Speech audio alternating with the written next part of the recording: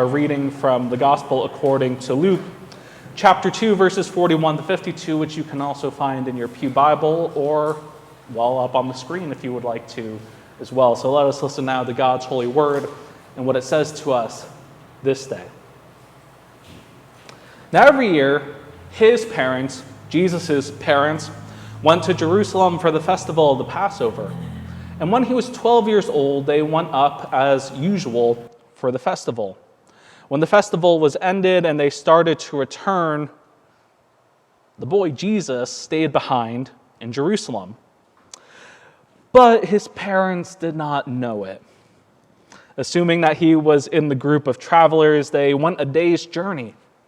Then they started to look for him among their relatives and friends, and when they did not find him, they returned to Jerusalem to search for him. After 3 days, they found him in the temple, sitting among the teachers, listening to them and asking them questions. And all who heard him were amazed at his understanding and his answers. When his parents saw him, they were astonished. And his mother said to him, "Child, why have you treated us like this? Look, your father and I have been searching for you in great anxiety." Jesus said to them, "Why are you searching for me? Did you not know that I must be in my Father's house?" But they did not understand what he said to them. Then he went down with them and came to Nazareth and was obedient to them. And his mother treasured all these things in her heart. And Jesus increased in wisdom and in years and in divine and human favor.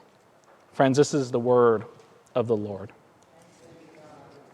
So last week, friends, we took a look at what it means for us to proclaim the gospel, to proclaim salvation for humankind. And we took some time last week to understand salvation ultimately as this never-ending, unfolding narrative.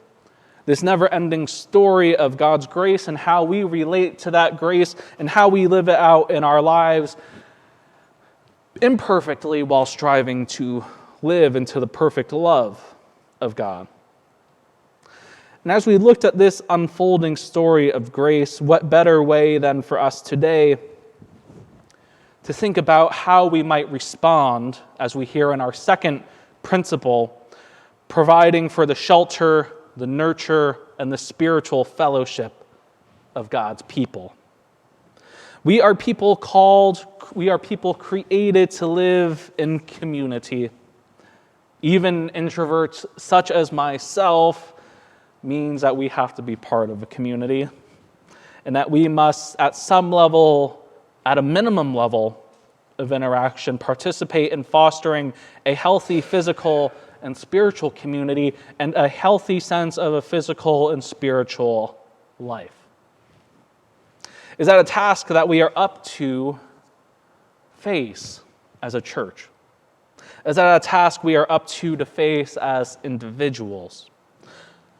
Because in many ways, we must realize, dear friends, that spiritual fellowship, that to provide for the shelter, the nurture, and the spiritual fellowship of God's people is almost as costly as salvation. It's almost as costly if we are to do it well and if we are to do it faithfully.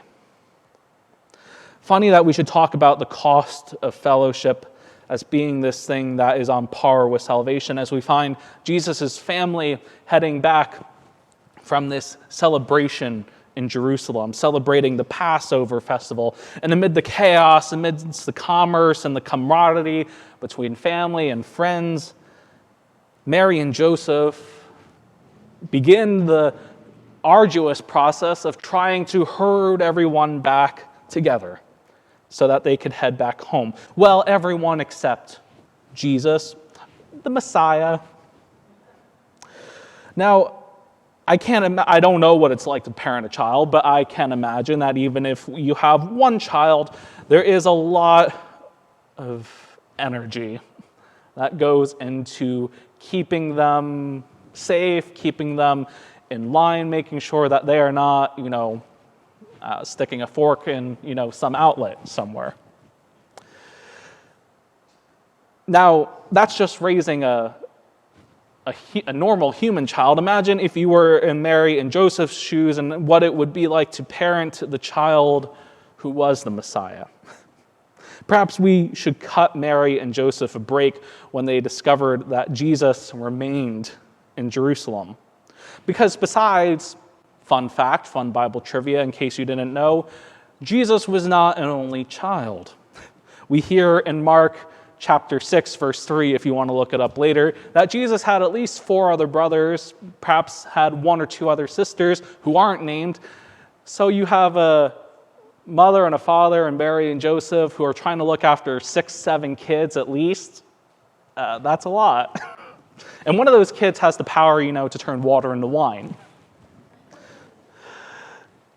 You could almost just picture it now as Mary and Joseph are trying to walk back home. They're trying to make their way, trying to just keep things in line, keep things in order. You can picture Mary asking Joseph if he's seen Jesus, and Joseph's just like, honey, don't worry about it. He's fine. Stop worrying.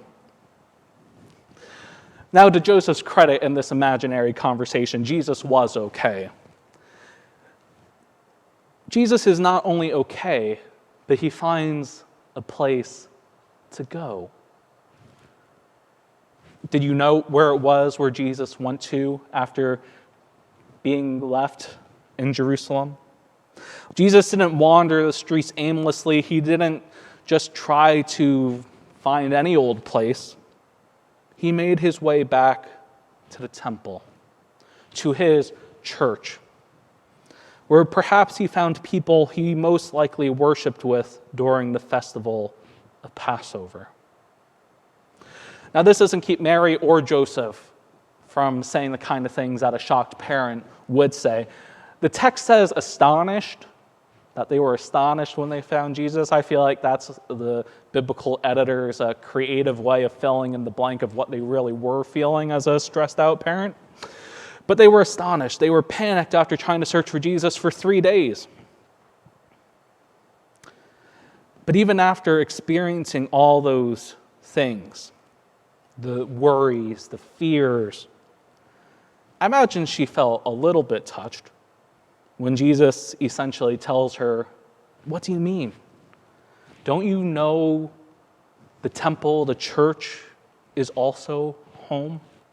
And that these people, they're not just some strangers, they are also my family.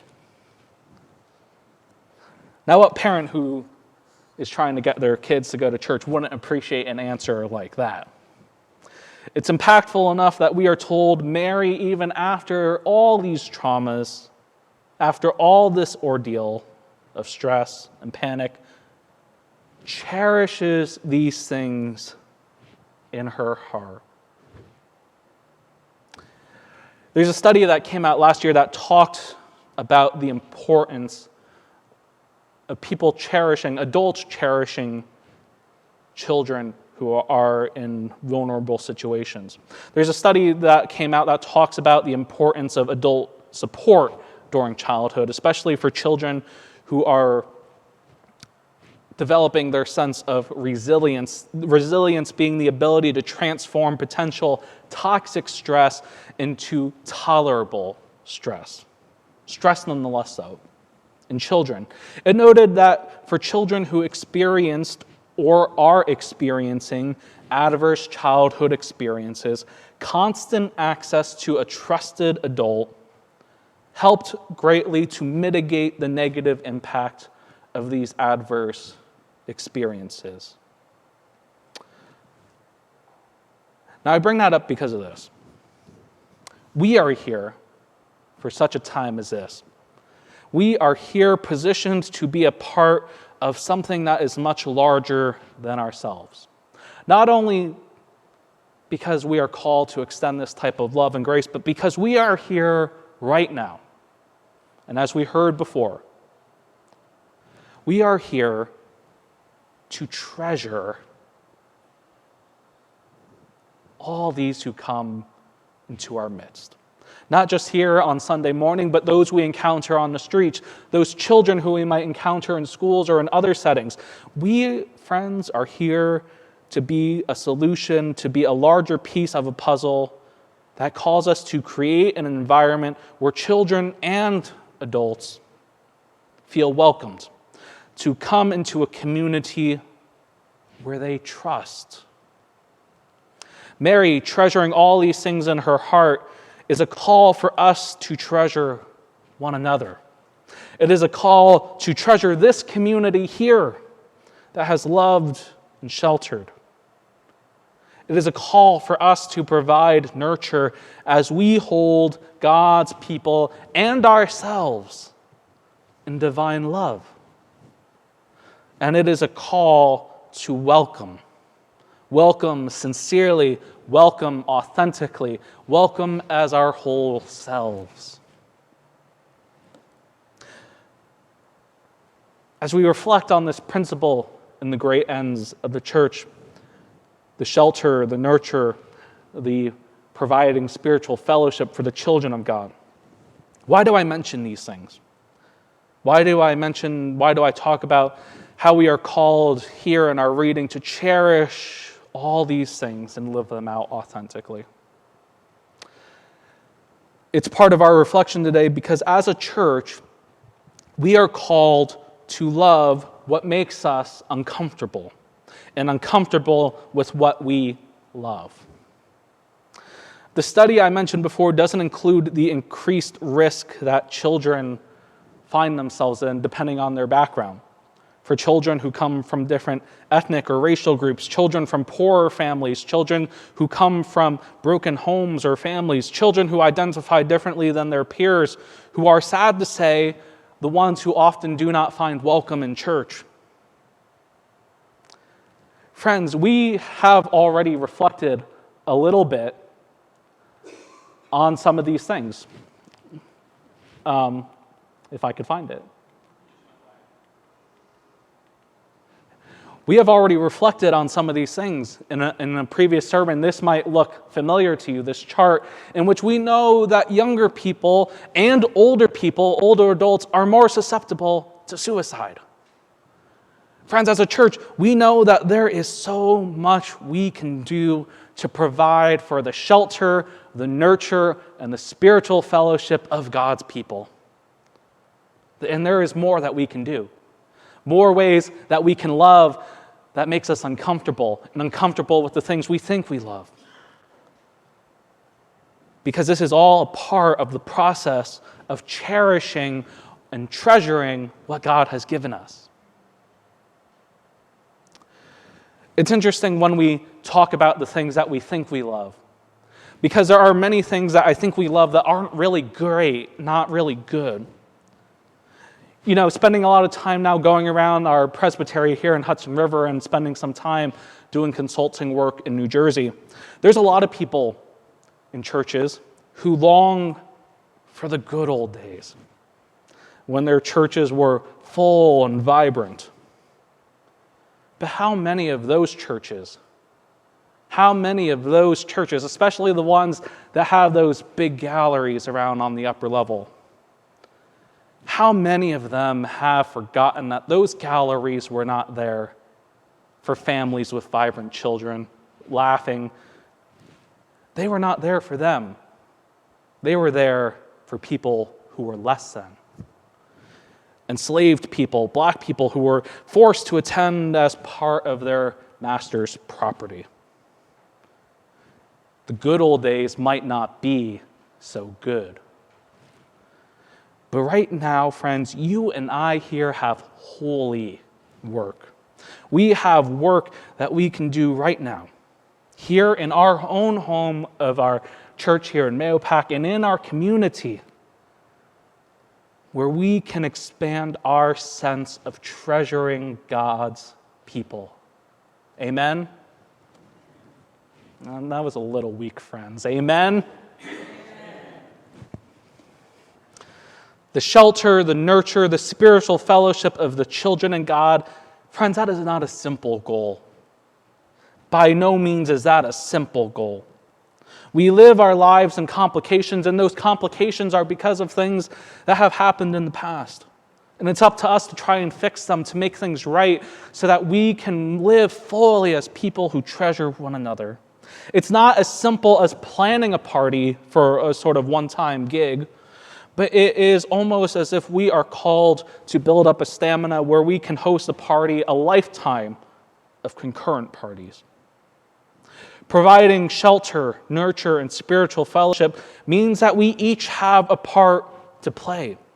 We each have a role in this most sacred calling, which for our church in particular is all the more critical. I say it's critical because I say this as a part-time pastor. I say that I play a role certainly in cultivating a spirit of welcome and treasuring those who come into the church. I say this as our part-time office administrator, very part-time office admin, Kathy, does her best to create a sense of welcome, a sense of nurture to those who ask about our church. I say it about all those who volunteer on a regular basis who also live out this principle. And it is up to us, whether we serve on a board or a committee or not, whether we work in some way or not here in the church, it is all of us who are called to live this out, called to make this principle of divine spiritual fellowship a reality. It is a collective effort, my friends. And if we want to seriously consider how we will grow into the following year or even the next decade, it begins by looking inside. Looking inside and asking what role you will play in cultivating fellowship, in cultivating divine fellowship, nurture, and shelter. It begins with all of us asking ourselves that question. Friends, you and I are here for such a time as this. You and I are here right now as the people of God who are challenging the status quo. People who can demonstrate what it means to love our neighbors as ourselves, as people who treasure one another, who hold them close to our hearts. You and I are called, and it is a sacred calling that is a part of our faith, part of our lives together here at the First Presbyterian Church of Mahopac. It does not mean we will become like those who we embrace or treasure, but it does mean that our collective community will begin to more wholly reflect the multifaceted gem that is the heart of God. So let us be a home.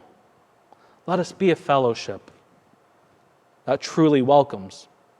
Welcomes the tired, welcomes the weak, welcomes the weary, the faithful, the strong, the confident, and all the people, all the children of God. Friends, may we take to heart, truly take to heart, these opening words of our mission statement. The church on the hill is a family of faith. May we be a family, not just for those gathered here. May we reflect on the ways in which we can expand this family that has blessed us and continues to bless others. Before we end, there's some words from another famous Presbyterian minister that you probably saw a little bit sneak peek in the slides before. But another famous Presbyterian minister who I would like to remind us of the value of treasuring one another. You know, human beings learn best and most from other human beings. That's all part of being human. And we learn best from people who really care about us, people we really like. It's you I like.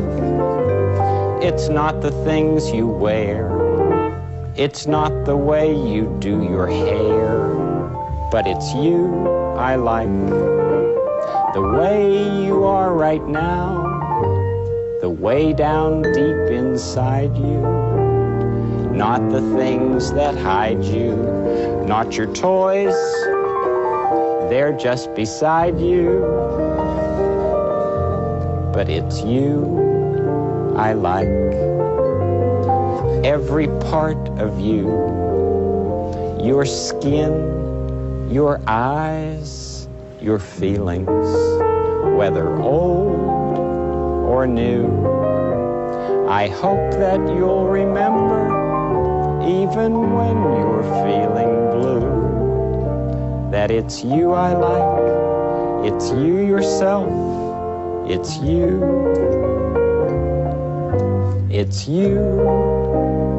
I like. And that's true.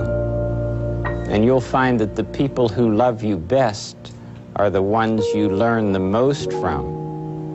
And the more they teach you and the more you learn, the better feeling you have about yourself and the world we live in.